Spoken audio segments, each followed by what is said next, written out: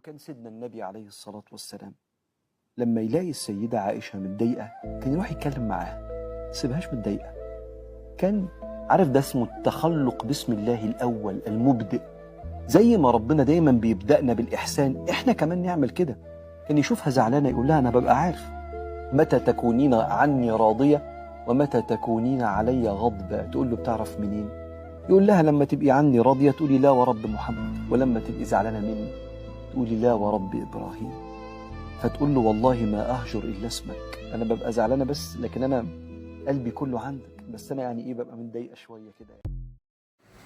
السلام عليكم ورحمة الله وبركاته. حبايب قلبي عاملين ايه؟ يا رب تكونوا في احسن صحة واحسن حال وراحة بال، اللهم امين يا رب العالمين. تعالوا بقى الفيديو بتاعنا النهاردة كده. بصوا، ما اقول لكمش انتوا هتتفاجئوا طبعا بالمنظر. انا كنت قايله لكم في الفيديو بتاع امبارح ان كان جات لي الشركة اللي هي بتاعة اللي هي يعني تعالج الرطوبة وكده، يعني تشوف المشكلة فين في الرطوبة، اللي هي زي ما انتوا شفتوا في الفيديو، اللي هي كان في رطوبة عندي في الصالة ورطوبة عندي في أوضة النوم، وكانت الحيطان حرفيا يعني متبهدلة، يعني واقعة بمعنى واقعة بجد، متبهدلة خالص خالص. وكنا بيضت كذا مرة ومفيش اي نتيجة ولا اي تحسن، وما كانش، وحطيت اللي هي العازل بتاع اللي هو الدهان وكده، وما كانش برضو فيه فايدة. فقلت لكم ان انا وعدتكم ان انا هصور لكم طبعا بعد ما خلصوا. بصوا بقى المنظر، انا عايزه اقول لكم، بصوا العيال بيلعبوا بجد، بيرسموا قلوب ودباديب وحاجات غريبه كده. بصوا الستاره بتاعت الحمام اتبهدلت، يعني كان حرفيا المنظر حدث ولا حرج، اللي هو كان عايز وقفه محترمه. وطبعا كانوا مانعين دلق الميه، قالوا لغايه تاني يوم الصبح. فهنا بقى كان تاني يوم، فقلت لا كده ده ما بدهاش بقى، اللي هو كان النهارده كده الاتنين. فقلت اللي هو لا لازم بقى واقفه كده من الصبح. وبصوا بقى منظر المطبخ، انا عايزه اعرف هو كان فيه ايه. المفروض الشغل كان في الحمام، وكانوا شغالين بالصاروخ وما شالوا القعده، وكان تقريبا فكوا السيراميك ورجعوه. وبصوا هنا الاء كانت عماله ما شاء الله بتعمل بقى ابداعات بقى، كانها كراسه رسم قدامها وعماله ترسم، يعني ما شاء الله عليها. فلا سبتها بقى، يعني ما كده ولا كده كل ده بقى هيتنسف برضو وهيتظبط وهيتروق. وبص هتشوفوا اللمعان بجد. وما صدقت كده وخلصت وفرشت، وكانت الدنيا ما شاء الله. يعني بص انا عايزه اعرف هو كان الشغل في الحمام والمطبخ اتردم تراب كله حرفيا. يعني هقول لكم بالمطبقيه نفسها كمان، يعني انا عندي المطبقيه يعني مقفوله بضرفتين ووصل لها التراب، يعني حاجه منظر كان رهيب، كان صعب جدا. يعني ما كانش فيه اي شغل في المطبخ خالص، ومع ذلك بصوا المطبخ عامل ازاي. بس كل دون هيبقى زي الفل وزي القشطه كده دلوقتي معاكم. قلت بقى ايه احمسكم كده، ولو في اي حاجه كده عندك برضو قومي كده ايه انجزي كده وخلصيها. انا عملت ايه، قلت هبدا بقى كده بالرخامه. هو المشكله ان انا عندي الدنيا يعني مفيش مواعين جامده، بس التراب نفسه هو اللي مبهدل الدنيا. يعني بص الرخامه كانت فاضيه مفيش حاجه غير اللي هي الاير فراير والبتاع اللي هي بتاعه صفايه المعالق. بس انا عملت ايه، شلت بقى صفايه المعالق كده، وقلت بقى هغسل كده اللي هي الرخامه، وهغسل كده الحيطان اللي فوق منها كده، وهشوف كده الدنيا هتوصل لايه معايا. عارفين اللي هو عماله ايه، كل شويه ابدا بحاجه كده واقول ان شاء الله هشوف الدنيا هتوصل لفين، هشوف الدنيا هتوصل لفين. لا بس الحمد لله هي في ثانيه الحمد لله الدنيا خلصت. بس يا رب يا رب ان شاء الله يعني تجيب نتيجه وتبقى كويسه. هم قالوا في ضمان 6 شهور. يعني احنا بصراحة قلنا الشركة افضل بكتير طبعا من لما نجيب سباك ويجي لسه هيجرب ويكسر في اللي هو في سيراميك، وهنضطر نجيب سيراميك وطبعا تكلفة تانية خالص. فلا قلنا نجيب الشركة دي بتكشف بجهاز وتشوف يعني المشكلة فين. هي المشكلة عندنا الحمد لله ما طلعش في كسر في ماسورة، مع ان انا كنت متوقعه ان كسر في ماسورة. يعني انتوا متخيلين 15 سنة حرفيا، يعني ما شاء الله بعاني بجد بجد من حكاية الرطوبة اللي في الحيطة دي اللي مش لاقيه لها حل خالص. متخيلين فترة قد ايه، كام سنة وما فيش اي حل ليها ولا اي نتيجة. ولدرجة ان العازل اللي جبناه كان اغلى من الدهان نفسه، والراجل قال لنا لا ده انتوا كده خلاص ومستحيل تلاقوا اي رطوبة تاني. وحرفيا تاني يوم لقيتها فقفقت واتبهدلت كده برضو اتنفخت، ولقيتها برضو هتقشر. فعارفين انت بيصعب عليك الفلوس اللي بتدفع كده. فقلنا مش هندهن تاني الا لما نلاقي حل بجد للموضوع ده ونشوف العيب في ايه. فهم قالوا لا في ترشيحات بس، واللي هو السيراميك نفسه عايز يتعمل تاني يتسقي كده حلو زي ما انتوا شفتوا كده الارضيه بتاعت الحمام. يعني ما شاء الله ما اشتغلوا بالصاروخ، يعني حرفيا يعني عملوا اللي هي الفراغات اللي بين السيراميك. القعده دي كانوا جوزي بيقول لي ده شالوها اصلا، يعني انا ما كنتش واقفه بقى، طبعا جوزي اللي كان واقف.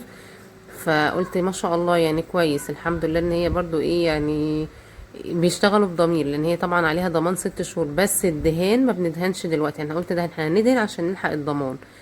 قالوا لا، الدهان بعد 3 4 شهور، بحيث ان تكون الحيطة من جوه نشفت فتدهني ما يبقاش في حاجة، يعني نبقى تمام ان شاء الله وما فيش اي مشكلة.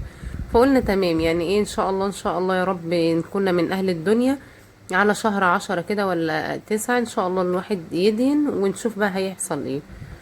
فان شاء الله يعني ربنا يسهل يا رب كل امورنا كده ان شاء الله، ونيسرها كده ونشوف الدنيا هتوصل لفين، ونجرب كده وان شاء الله خير، يعني لعله خير. وبعد ما خلصت بقى الرخامه ولمعت الاير فراير، وبصوا خليت الرخامه بجد بالحيطان كده زي القشطه. انا على فكره عايزه اقول لكم ان في حاجات كتير ما سجلتهاش معاكم، يعني عشان ايه انجز كده واعرف اخلص كده كان لازم اعمل كده، لان انتوا عارفين طبعا التصوير بياخد وقت جامد، وكنت عايزه انجز كده، والدنيا كانت مردومه تراب زي ما انتوا شفتوا، اكيد صعبت عليكم يعني. فالحمد لله يا رب يعيننا جميعا على كل امور بيتنا وكل امور حياتنا. وعايزه اقول لكم طبعا دور البرد كمان، مع دور البرد الشغل مع دور البرد عارفين بيبقى صعب قوي، بس الحمد لله والله احسن من غيرنا، ربنا يشفي كل مريض يا رب. فبعد كده بقى مسكت قلت ايه هخلص كده المواعين بقى الاول، وبعد كده والبوتاجاز، وكنت عايزه اعمل برضو الغدا. فما شاء الله يعني عارفين كله جاي مع بعضه كده، فكانت واقفه يعني واقفه حلوه، يعني واقفه محترمه كده كلها على بعضها، يعني الحمد لله. وخدت برضو معايا صفايه المعالق كده، قلت لا هغسلها كده برضو غسله محترمه. كنت خايفه طبعا، هي كان باين على يعني باين عليهم التراب جامد، يعني هو مش ممكن يكون مش باين في الكاميرا، لا كان باين جامد قوي. فكنت خايفة عيل ياخد معلقة او حاجة ويستخدمها، فلا كله نزل. بصوا يعني نزلت كل المطبقية والحاجات اللي هي صفاية المعالق، كل المعالق دي برضو رجعت صبنتها تاني، يعني مش مشكلة، المهم ان الدنيا تنضف معايا وكأن فعلا مفيش اي حاجة. والحمام ده بقى شمرت له كده ودخلت كده مع نفسي بقى، قلت ايه انتوا شفتوا المنظر في الاول، فالحمد لله بقى دخلت عليه برضو كده خلصته الحمد لله. وخلصت الارض كده وفرشت، يا عارفين بقى الراحه النفسيه دي. ده الحمد لله ان انا اصلا اتفاجئت يومها ان جوزي بيقول لي دول جايين شويه كده، والله اتفاجئت كده، عارفين اللي هو جايين شويه كده. فضيت الحمام بسرعه بقى اللي هو الجردل بتاع خزين الميه، وفضيت اللي هو شلت اللي هي السجاد، الحمد لله ان انا شلت سجاد الطرقه والمطبخ. يعني قلت الحمد لله ان انا يعني شلتهم، لان بجد دول لو كانوا فضلوا يعني لسه فرشاهم ويستخدموا الصاروخ، انا بيتهيألي دول كان هو غسيل، ما تقوليش مكنسة ولا غيره، ده لازم كانوا هيتغسلوا. فالحمد لله ان انا برضو لحقت انجزت بسرعة كده، لان انا فعلا كنت ساعتها مش قادرة من البرد، وكنت بص ملفوفة كده وخلاص.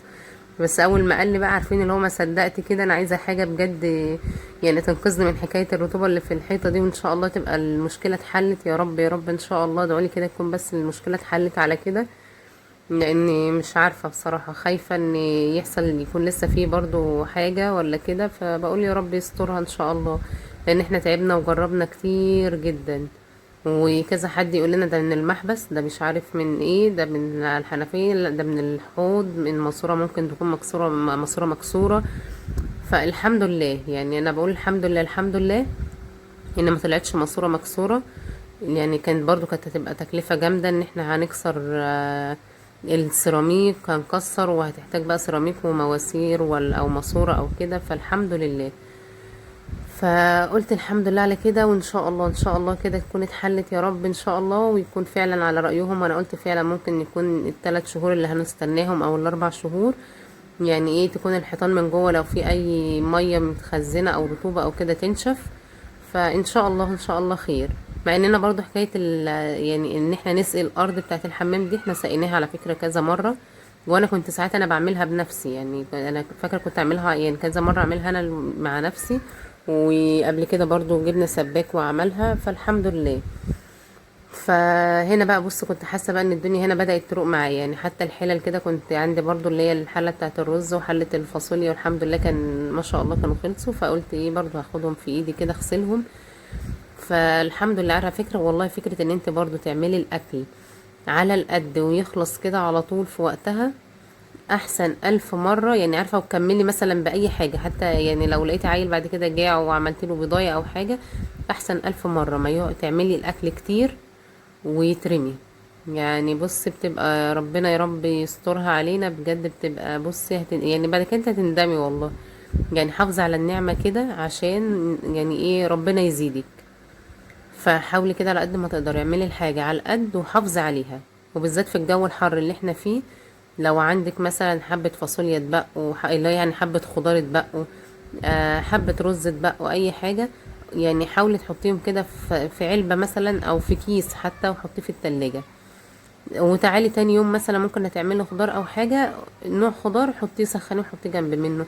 حاولي مثلا تعملي حبة، مثلا لو عندك حتة لحمة صغيرة بس مثلا، مش هقولك كتير، وعملتيها مثلا كده على النار ورحت مزوداها على الخضار، وعملتي بصي وحطيتيه في طاجن ولا كده، انت كأنك عملتيه من اول وجديد. فحاولي كده تبتكري في الحاجة وتغيري منها، وحاولي على قد ما تقدري تحافظي على النعمة عشان ربنا يسترها علينا كده ويزيدنا يا رب من نعمه يا رب، اللهم امين. فحاولي كده على قد ما تقدري كده تحافظي على النعمة ان شاء الله، عشان تدوم كده ان شاء الله يا رب، تدوم علينا جميعا يا رب. وبص بقى، هنا كنت خلاص بقى قاعد لي ايه اللي هم الازايز بتاعه التلاجة، قلت والله ما سايباكم، تعالوا بالمره. انتوا شفتوا معايا في اول الفيديو كنت مورياهم لكم شكلهم عامل ازاي.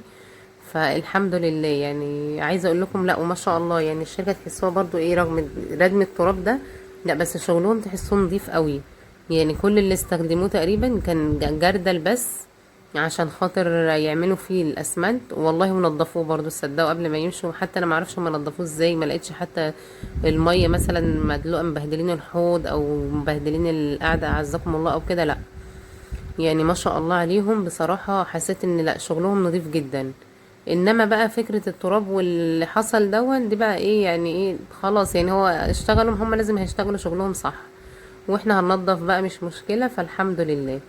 وخلصت بقى كده المواعين بالازايز، ببصوا بقى صفيت المعالق بالاطباق بقى اللي كانت متطربه كله. انا عايزه اقول لكم ده، انا بقول لكم فيه والله حاجات ما سجلتهاش معاكم، اللي هو عارفين انا بحاول انجز، فاللي هو ايه بصور كده حاجات وبحاول اللي هو ده انا كده، وكمان مسرعه الفيديو جدا عشان ما اطولش عليكم. فالحمد لله بقى، بصوا خلصت برضو المواعين، وخلصت الحمد لله الحاجات اللي حتى يعني مش مواعين بس، الحاجات كمان النظيفة صبنت الوقت ده. فالحمد لله. وخلصت بقى البوتاجاز والحمد لله. بصوا كنت حاسة ان خلاص، اللي هو ايه يعني حاسة ان بدأ يبان، لان انتوا شفتوا المنظر في الاول كان عامل ازاي. ومرضتش اجي جنب اي حاجة في المطبخ ولا كده، اللي هو بقى انا كنت عارفين اللي هو تعبانة من البرد. وقلت لا هقوم بقى ان شاء الله، هقوم كله مره واحده، مع ان انا كنت المفروض اقوم يعني ايه اخلص المطبخ وبعد كده اعمل الحمام، لا والله. وبرضه حسيت الحمد لله يعني الموضوع كان سهل مش صعب الحمد لله زي ما انتوا شايفين. يعني حاولت انجز كده على قد ما اقدر، وخلصت الغدا والحمد لله. ففعلا بجد بجد والله الصحة دي كنز كنز كنز كنز بجد. يا رب يديم علينا كلنا يا رب نعمة الصحة والستر يا رب، اللهم امين. يعني عارفين بمجرد يعني انا بقول ايه ده، انا حبة برد وعاملين فيا كده، والله بقول يا رب يشفي كل مريض يا رب. فعلا في تعب الناس ما بتقدرش تستحمله، فالحمد لله احنا في نعمة. يعني والله لما بشوف كده بقول الحمد لله، يا ده انا في نعمة كبيرة قوي، ان انا قادرة اعمل يعني ان انا وصلت يعني ان انا عندي برد وعاملة كده، لا ده الحمد لله الحمد لله الحمد لله. فوالله لما الواحد بيتحط في موقف زي كده او في حبة برد او ايا كان، بيقول يا رب يشفي كل مريض. فالحمد لله على كل حال. وادعوا لي بقى كده، عايزاكم بصوا ادعوا لي كده في الكومنتات ان يا رب يا رب ان شاء الله كده الحيطة يعني ان شاء الله تطلع كويسة المرة دي، تطلع الشركة دي كويسة وبنت حلال كده وان شاء الله ان شاء الله ما يبقاش في اي مشكلة بقى تاني، وندهن كده ان شاء الله على خير، والدهان يثبت كده وما يبقاش بالمنظر اللي انتوا شايفينه. يعني انا برضو كتصوير مش بحب اظهر بحاجة زي كده، بس ايه انا بظهر بطبيعتي عادي زي ما انتوا عارفين، بس مش بحب اظهر برضو اللي هو ايه انت الحيطان متبهدله. انتوا لو شفتوا الفيديو اللي فات، يعني رجعوا للفيديو اللي فات بتاع اوضه النوم، وكنت مصوره لكم في الصاله وفي اوضه النوم لما روقتهم. يعني انتوا شوفوا منظر الحيطان عامله ازاي، لا ومنظر اوضه النوم يعني ورا الكومودينو هتشوفوا المنظر عامل ازاي صعب. والمنظر بتاع الصاله برضو صعب، والصاله كمان في الوش اللي هي انا هقول لكم اوضه النوم دي احنا اللي بنخشها عادي، انما الصاله الضيوف اول ما بيخشوا احنا عندي باب الشقه في الصاله اصلا. فاللي بيخش يقعد على الركنة في وش منه على طول الحيطة كده منظرها.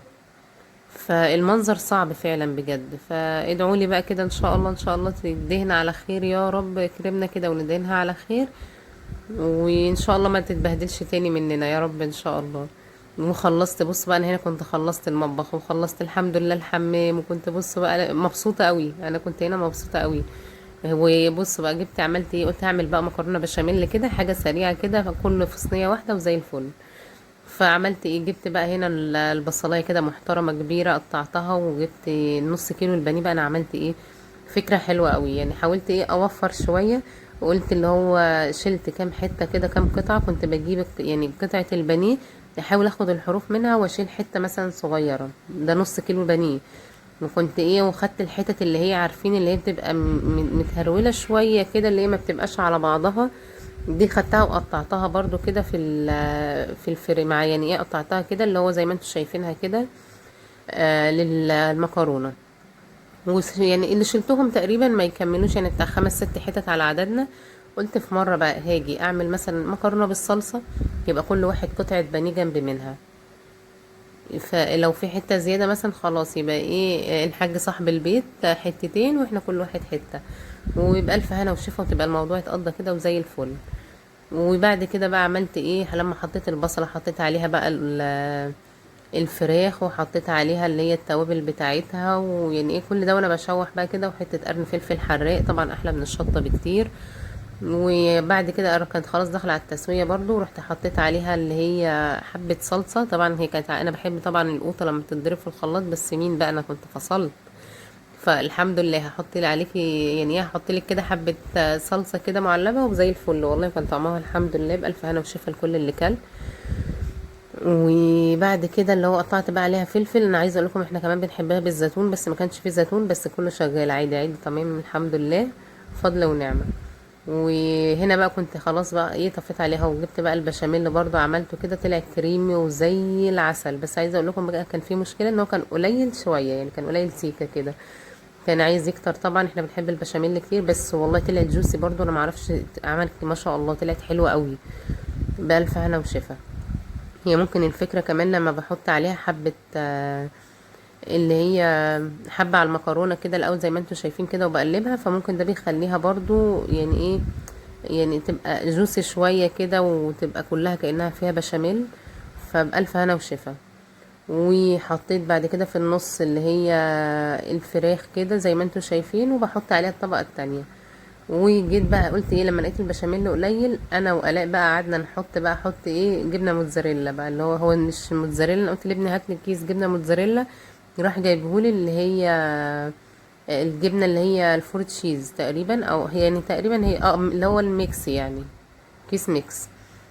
فطبعا لو كانت جبنه موتزاريلا كانت هتبقى ما شاء الله تاخد مطه جامده قوي.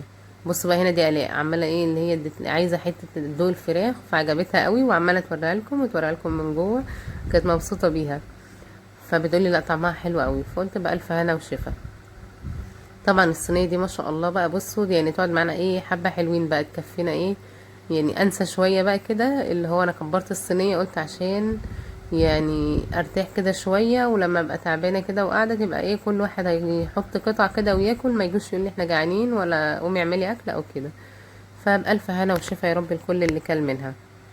وبرضو حاولي كده على قد ما تقدري، والله فكرة برضو ان انت ايه يعني، انا الفكرة نفسها في النص كيلو بانيه لما اعمل منه مرة في ياكلوه بانيه مع مكرونة بالصلصة، ومرة يعني اللي هو بحطها كده برضو احط منها في الجبنة اللي هي في البتاع ده. معلش انا شفت الجبنة قدامي فبقول لكم جبنة. مرة مثلا في اللي هي المكرونة البشاميل، يعني عايزة اقولك حلوة قوي ونص كيلو، ومع ذلك انتوا شايفين الكمية ما شاء الله مش قليلة اللي انا حطاها، يعني ما شاء الله كمية حلوة محترمة.